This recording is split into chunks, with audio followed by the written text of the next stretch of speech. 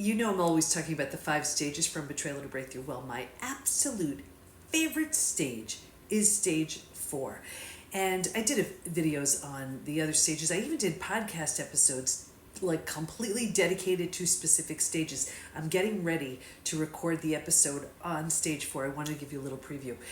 What happens in stage 4 is when you realize, even though I can't control what happened, I control what I do with it.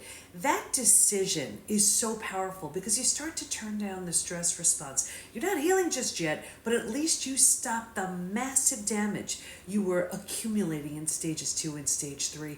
Stage 4 is so empowering because here's where you realize, wait a second, I have a choice here. What do I want to do with this? You are entering into the stage where transformation begins. And I always use this example of, it's like you're moving to a new house, office, condo, apartment, whatever. All your stuff isn't there. It's not quite cozy yet, but you're like, yeah, we got this. We can do this. It feels like that. It's like this hopeful excitement. It's when you finally, it's like you've been in the picture the whole time, and you take yourself out and you look at it and you're like, wait a second, what do I want to do with this? What do I want to create because of this? Who do I want to become because of this? And I will tell you, as people enter into stage 4 and then into stage 5, we have seen new levels of health. We have seen new businesses being birthed, like, for example, the PBT Institute is a stage 5 thing.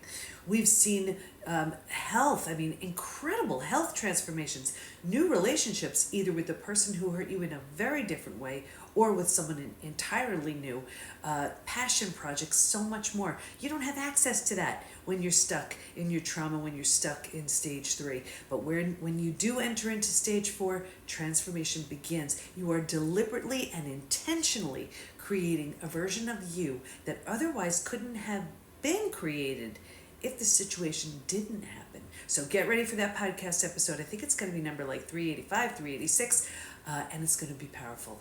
Just like all of the other stages, you can't skip a stage. The order doesn't change, and you don't want to just kind of glance through them. You want to make sure you do everything possible so when you leave a stage, you leave it for good and enter into the next one powerfully, thoroughly, fully, with the new emerging version of you who is strong, powerful, confident, healthy, whole, healed, that is waiting on the other side of your experience. So stay tuned for that episode and reach out for more.